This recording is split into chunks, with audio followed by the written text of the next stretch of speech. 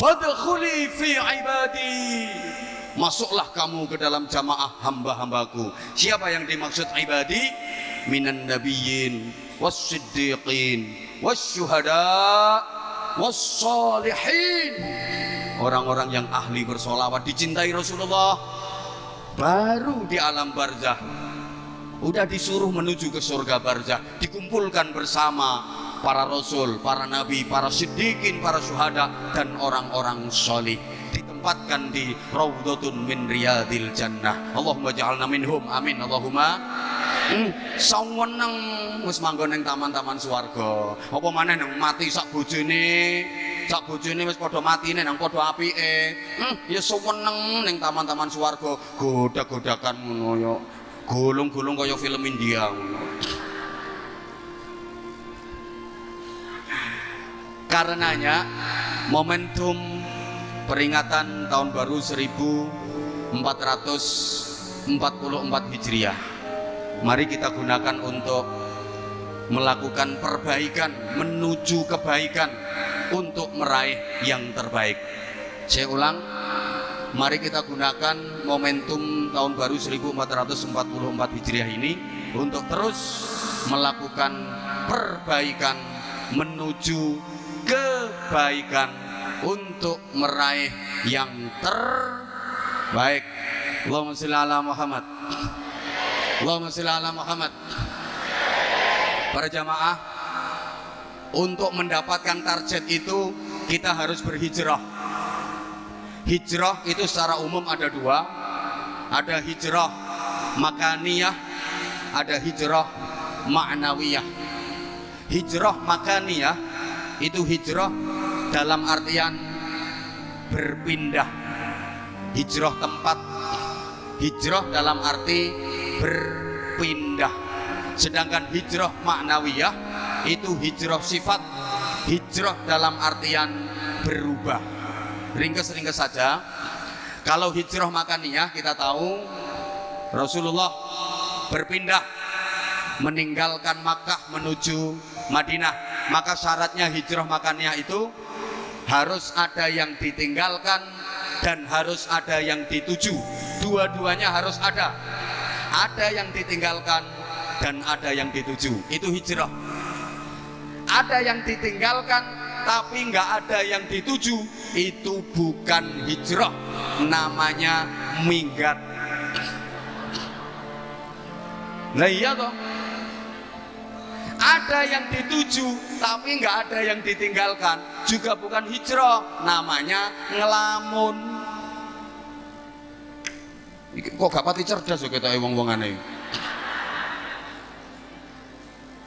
Nah, kalau hijrah ma'nawiyah, hijrah sifat itu banyak. Ada hijrah i'tiqadiyah, ada hijrah khuluqiyah, ada hijrah syu'uriyah. Ini kapan-kapan kalau saya diundang lagi sama Pak Rektor tak uraikan secara jelas. Ini marketingnya wong pengajian biar penasaran. Nek tak sampai no kabeh saiki gak diundang meneh kok.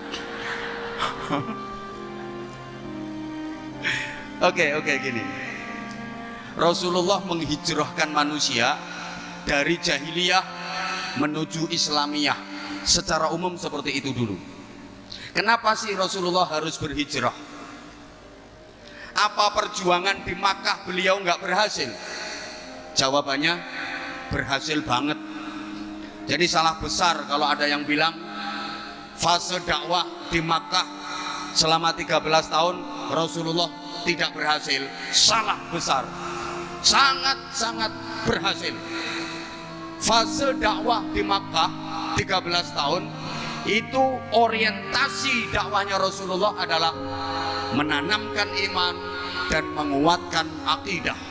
Maka ayat-ayat Al-Quran yang turun di Makkah yang kita kenal dengan ayat Makkiyah itu mayoritas berbicara soal iman, mayoritas bahas akidah, termasuk juz amma yang saya yakin seluruh jamaah banyak yang hafal, juz 30. Tapi kalau 30 juz, kalau juz 30 banyak yang hafal. Kalau 30 juz Ya sampean paling ya jus apel, jus mangga, jus alpukat, jus nanas itu. Allahumma sholli ala Muhammad. Jus amma itu 95% makiyah. Maka yang dibicarakan jus amma itu mayoritas tentang keimanan, tentang akidah. Itu 13 tahun Rasulullah berjuang menanamkan iman, mengokohkan akidah. Berhasil apa enggak? Berhasil banget. Coba baca dalam sejarah. Orang-orang yang sudah masuk Islam, orang-orang yang sudah menjadi pengikut Rasulullah Muhammad sallallahu alaihi wasallam sangat teguh dalam memegang keimanannya. Contoh, sahabat Bilal bin Rabah radhiyallahu taala anhu. Ketika beliau masih menjadi budak, beliau iman kepada Rasulullah, beliau mengikuti Rasulullah. Ketahuan nama majikannya, diancam sama majikannya, Bilal, kamu jadi pengikutnya Muhammad ya? Iya, kenapa? Tak hukum kamu, keluar kamu. Kalau kamu mau kembali kepada agama lama, kamu nggak akan aku hukum. Tapi kalau kamu tetap mengikuti ajaran Muhammad itu, akan aku siksa kamu. Jawabannya apa? Silahkan kalau mau disiksa. Akhirnya Bilal disiksa dengan siksaan yang sangat pedih. Diikat, ditelentangkan di padang pasir dalam terik panas matahari yang membakar, atas panas matahari yang membakar, bawah panas bebatuan dan pasir yang luar biasa, ditelentangkan, diikat. Bukan cuman itu, dada Bilal dijereti. Apa dijereti itu? Diberui itu, batu yang sangat besar, jeret. Bilal hanya berucap ahad.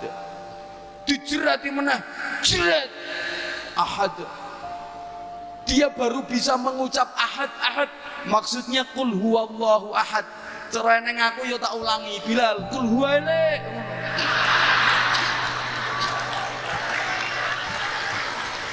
Jadi ternyata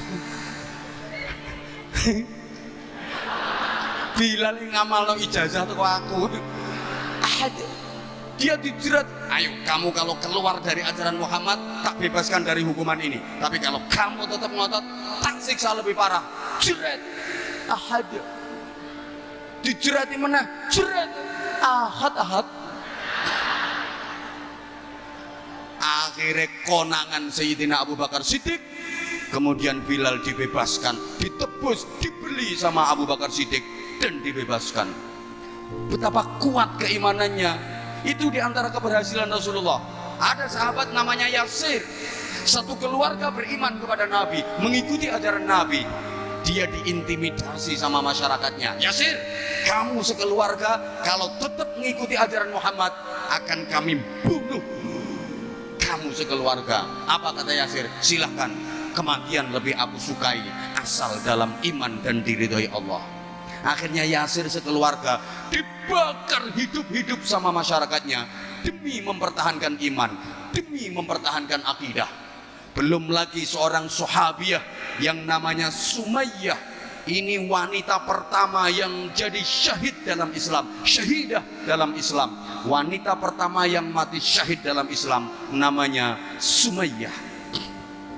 Dia ketahuan masyarakatnya jadi pengikut Nabi Muhammad, imannya kuat. Akhirnya dihukum oleh masyarakatnya dengan hukuman yang tidak berperi kemanusiaan. Diikat pakai rantai, kaki kiri, tangan kiri diikat pakai rantai. Kemudian rantai itu diikatkan lagi ke kuda. Kudanya dicambuki supaya lari kenceng ke arah kiri. Demikian pula kaki kanan sama tangan kanannya diikat kuat pakai rantai. Rantai itu diikatkan ke kuda. Kudanya dicambuk keras sehingga kuda itu lari kenceng ke arah kanan. Kuda yang dari kiri lari kenceng ke arah kiri. Kuda yang narik dari kanan lari kenceng ke arah kanan. Akhirnya tubuh Sumayyah terbelah jadi dua. Krak. Sama ora usah bayangke sing suwe apane. Masya Allah. Loh, itu diantara keberhasilan dakwah Nabi di Makkah. Jadi nggak benar kalau ada yang bilang Nabi di Makkah nggak berhasil. Kenapa? Kalau di Makkah udah berhasil, kok diperintah Allah hijrah ke Madinah? Allahumma sholli ala Muhammad. Gini Bapak Ibu para jamaah, agama itu bukan hanya vertikal, bukan hanya makhluk yang dalam hubungannya dengan Allah Subhanahu wa taala saja, tapi agama itu juga horizontal, mengatur hubungan dengan sesama manusia, bahkan hubungan dengan lingkungan. Ini juga bagian dari agama. Lah di Makkah waktu itu, untuk bisa menjalin komunikasi sosial, membangun hubungan sosial kemasyarakatan yang baik, susah, sulit, karena Rasulullah selalu diancam, diintimidasi. Jangankan bersosial, jangankan bikin acara semacam ini, Rasulullah ngajar ngaji aja sembunyi-sembunyi di rumahnya sahabat Arqam yang dikenal dengan Darul Arqam, karena selalu diancam dan diintimidasi oleh pembesar-pembesar Quraisy. Ada Abu Sufyan, Abu Jahal, Abu Lahab. Waktu itu Abu Gosok urung ono. Jadi sulit untuk membangun hubungan sosial yang baik. Maka Rasulullah diperintah Allah untuk hijrah ke Yathrib. Waktu itu namanya Yathrib. Nah, ketika di Yathrib baru Rasulullah membangun komunitas masyarakat. Semua komponen dan semua elemen dilibatkan oleh Rasulullah, diajak gabung oleh Rasulullah, diajak duduk bersama oleh Rasulullah untuk membentuk komunitas masyarakat. Kalau coro saiki yo pemerintahan, yang leadershipnya langsung Rasulullah Shallallahu Alaihi Wasallam. Allahumma sholli ala Muhammad. Jadi Rasulullah iku yo nabi, pendakwah. Rasulullah iku yo bakul, pedagang ulung. Maaf, Sayyidah Khadijah terpikat, terpesona dan jatuh cinta sama Rasulullah itu karena memang Rasulullah itu jujur, Rasulullah berakhlak mulia, Rasulullah ganteng, dan Rasulullah adalah pedagang sukses. Jadi jangan salah ya, jangan dikira Rasulullah nikah Sayyidah Khadijah yang usianya lebih tua karena Sayyidah Khadijah janda kaya raya. Memang Sayyidah Khadijah janda kaya raya, tapi bukan karena itu Rasulullah menikah Sayyidah Khadijah. Rasulullah waktu menikah dengan Sayyidah Khadijah, Rasulullah juga kaya raya. Rasulullah udah sukses dalam berdagang. Bayangkan, maharnya Rasulullah nikah sama Sayyidah Khadijah itu 200 ekor unta merah. Unta merah itu unta yang harganya paling mahal. Kalau sekarang kira-kira 50 juta. 50 juta kali 200, 10 miliar. Kanjeng Nabi nikah Sayyidah Khadijah itu mas kawine 10 miliar. Gak kaya Semarang 50.000 sak legereke. Halo. Halo. Rasulullah juga jenderal. 27 kali Rasulullah berada di garis terdepan memimpin pasukan perang. Rasulullah itu insan kamil, sempurna, sehingga beliau menjadi uswatun hasanah. Nah, dalam membentuk pemerintahan, membentuk komunitas masyarakat, semua komponen dilibatkan oleh Rasulullah. Bukan yang beragama Islam saja, yang non muslim pun, yang Nasrani, yang Yahudi, yang Majusi juga diajak duduk bersama, bermusyawarah, membuat kesepakatan, sehingga kita kenal ada Piagam Madinah. Allahumma sholli ala Muhammad. Nah, setelah bikin Piagam Madinah itu Rasulullah bersabda gitu, siapapun orang Islam yang membunuh non muslim yang berada dalam lindungan Piagam Madinah ini, haram baginya mencium bau surga. Betapa Rasulullah sangat menghargai. Halo, ini paham tak atau tidak bakasan model kayak gini? Paham nggih? Paham nggih? Itu saja yang saya sampaikan. Luwe sak jam kok kurang yang ngundang meneh. Nah, yang yang terpenting 5 menit tak imbui. Lembur. Nah, ya. Halo. Halo. Nah, berikutnya tahun baru kita menatap ke depan. Bicara soal masa depan, Kita tahu masa depan itu ada dua, ada masa depan ukhrawi, ada masa depan duniawi. Ada masa depan fit dunia, ada masa depan fil akhirah. Umumnya kalau diajak bicara masa depan, kita lebih fokus masa depan yang dunia. Betul? Betul?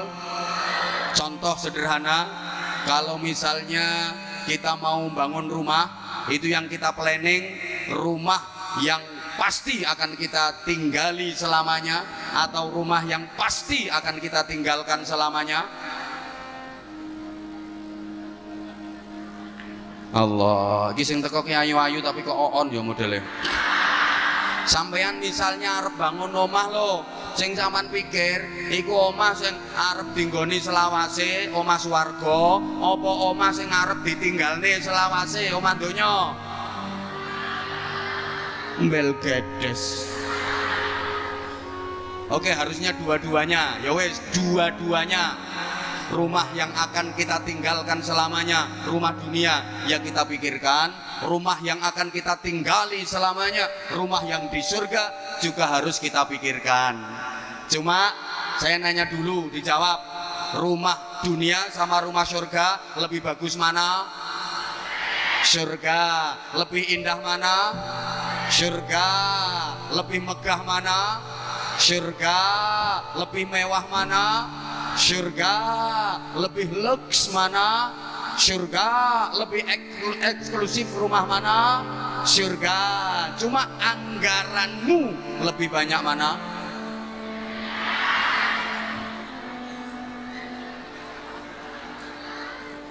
Rumah dunia yang pasti akan kita tinggalkan selamanya, kadang ratusan juta bahkan miliaran. Kita sadar kalau kita udah mati nggak ada yang kita bawa. Cendelo sitok gak katut ngono sampai miliaran. Sementara rumah yang akan kita tinggali selamanya di surga gak mikir. Coba misalnya ada kotak amal untuk yatim, itu untuk bangun rumah di surga. Kotak amal untuk masjid, kotak amal untuk pesantren, itu untuk bangun rumah di surga. Sampean bawa duit 100 ribu, 50 ribu, 20 ribu, yang dimasukin kotak amal berapa?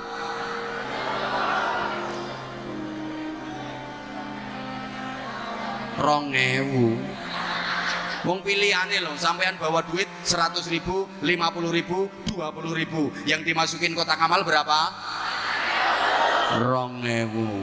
Rongewu nggo bangun omah, entuk paku siji nyublesi bokongmu. Itu kita. Halo. Makanya tadi pagi saya sampaikan, kalau dihadapkan kepada pilihan dunia akhirat, pasti kita lebih memilih dunia. Bal tu'thirunal hayatat. Pegang duit 100 ribu, ditawari akhirat santunan yatim, tiketnya 100 ribu. Terus ada tawaran dunia, tiket pertandingan sepak bola, PSIS Semarang melawan Manchester United.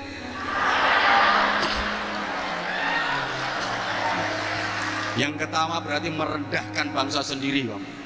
Sopo ngomong ra mungkin mau. Lah siapa tahu nanti PSIS Semarang iso ngalahne MU kok yo.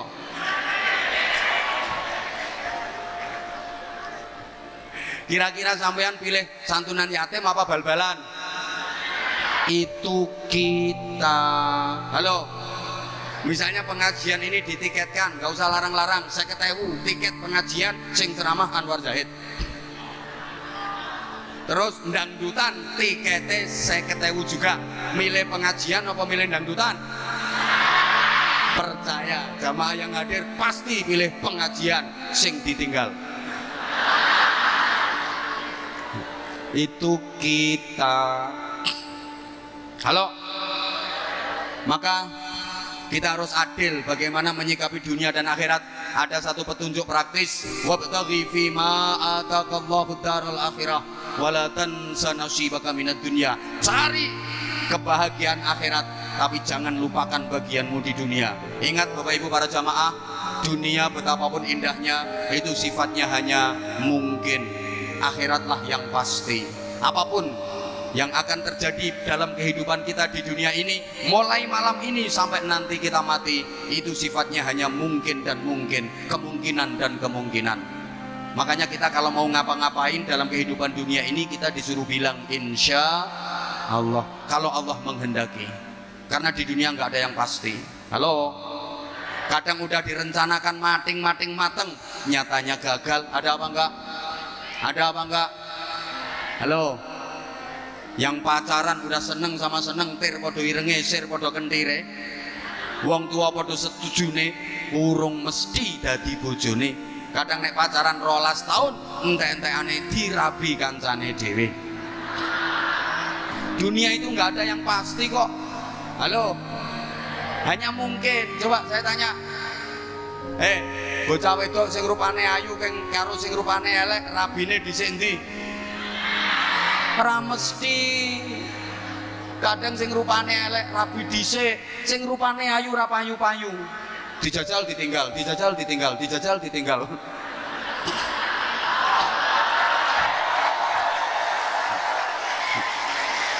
Kayak sing keplok buanter kayak gelek jajal kayak. Dunia kok. Halo. Kadang udah suka sama suka pacaran, bisa jadi suami istri tapi belum pasti bahagia. Walaupun dulu waktu pacaran sudah seia sekata, sevisi semisi, sehidup semati. Semboyane aku tahu apa yang ada di hatimu, engkau pun tahu apa yang ada di hatiku. Sehingga aku tahu apa yang kau mau, engkau pun tahu apa yang ku mau. Begitu nikah belum tentu bahagia. Kadang-kadang indahnya hanya di permulaan saja, ketika masih dianggap sebagai bulan madu. Setelah itu yang datang bulan-bulan empedu. Apalagi kalau nikmatnya sudah dikredit lebih dulu. Begitu nikah sudah jemu, gaweane padu, omongane wagu, saru, wis ora seru tur gak lucu, tidak seindah waktu itu.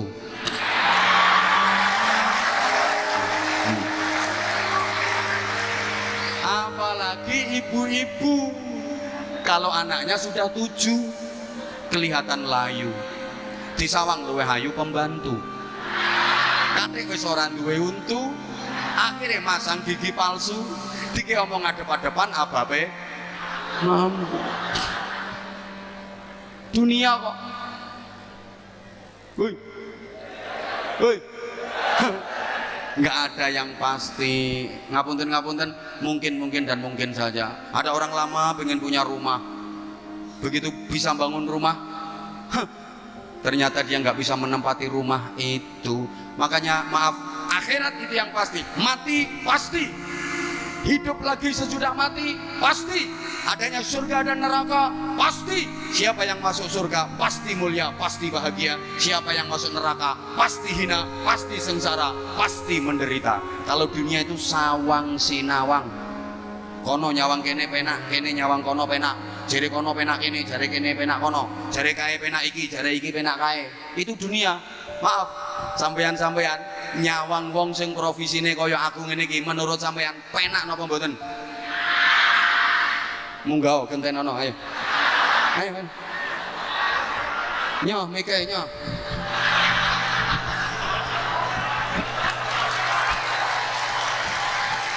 Ayo nyoh gantenono.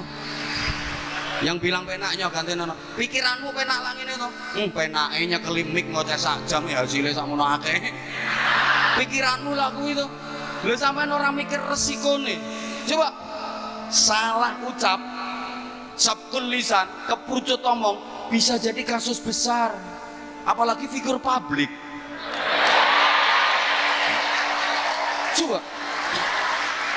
Atau misalnya yang saya sampaikan salah, jamaah tidak ngerti kalau salah, karena jamaah meyakini saya lebih pinter daripada jamaah, padahal yang saya sampaikan salah. Makanya ini belum tentu, saya dengan sampean belum tentu lebih pinter sampean.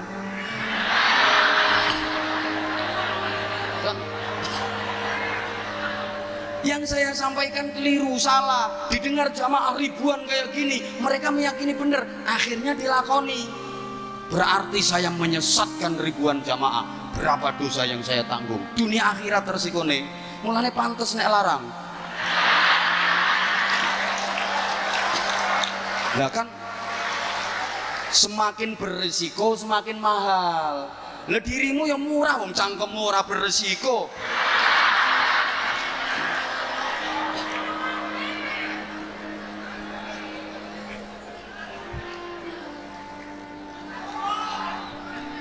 Maaf, Nah, saya sama Habib Bidin ini bisa jadi kata Habib Bidin enak Anwar Zahid itu ngatuk ngoceh sediluk tok. Wah, aku kudu peteng dengan gerak nih jamaah ngatur jamaah. Nah, kalau saya ya enak ndek nih. Ndek nih karena raqadaina ya syauqan. Ngono tok. Sing nerusne kan iki sing nerusne. Yo enak ndek nih.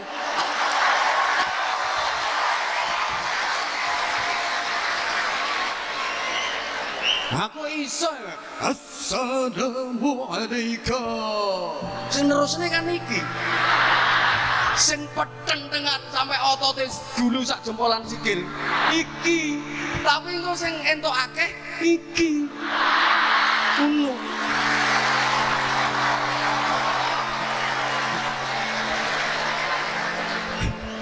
Ini dunia sawang sinawang, kadang sing numpak Mercy Brebes Mili, sing numpak becak iso lincak-lincak, sing turu hotel tengel-tengel, sing turu gedung guyang-guyu, sing mangan sate tele-tele, sing mangan gereh iso mendeh-mendeh. Ini dunia. Makanya kalau di dunia orang miskin wani ngece wong sugih. Alah, orang mesti dadi wong sugih luwih enak timbang wong melarat. Emang iya. Orang mesti turuno spring bed luwih nikmat timbangane turuno pring kriat. Oh, kadang turuno spring bed mentul-mentul, mentut-mentut, harganya 500 juta, tapi ngipine diuber-uber gendruwo. Turuno pring kriat, gagal geger ketantol paku, tapi ngipine mlebu restoran. Mangan menu lengkap, ngombene es degan seruput ngelilir, iler. Tapi kan nikmat turune. Ayo. Loh. Wong melarat wani ngece wong sugih di dunia ini. Urung mesti makan di restoran mewah lebih nikmat daripada di tengah sawah. Mangan yang tengah sawah ra mikir utang. Wong desa-desa wong tani-tani mangan ning tengah sawah, lawoe cuma sambel tok lho, iso entek-entekan. Turah sambele tambah segone, turah segone tambah sambele, turah sambele tambah segone. Masya Allah, lawoe entek ciduke linet campur uget-uget nih. Dikampleng lho ora krasa. Lho, iki sing dadi rektor.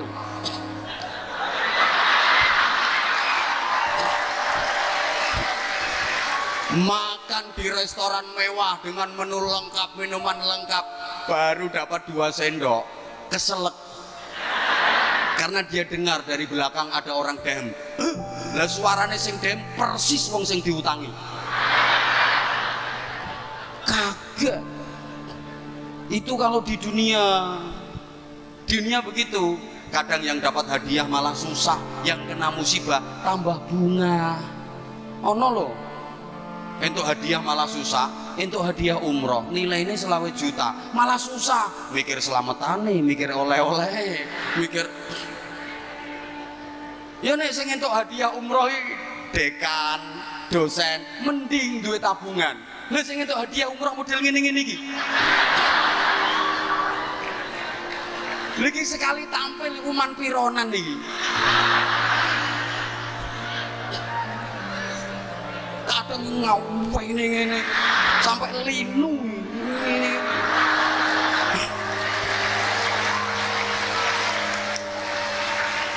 Ini dapat hadiah umroh malah mumet ndase. Gitu loh. Kadang sing kena musibah malah bunga. Ono tanggoku kena musibah banjir, bunga. Untuk bantuan sembako, untuk mie. Di syuting wartawan mlebu TV dada mek guyu-guyu. Ini dunia. Dunia. Tapi kalau di akhirat pasti surga, pasti nikmat, pasti bahagia, neraka pasti hina, pasti sengsara. Makanya masuk neraka enggak mungkin berani menghina yang di surga. Mlebu neraka gak kira wani ngece sing nang swarga. Lah urung mesti nang swarga luwih enak timbang nang neraka. Nang neraka panas ora apa-apa kawitane panas. Suwe-suwe biasa lek wis adaptasi ngono. Neraka adaptasi. Udah, matur suwun. Assalamualaikum warahmatullahi wabarakatuh.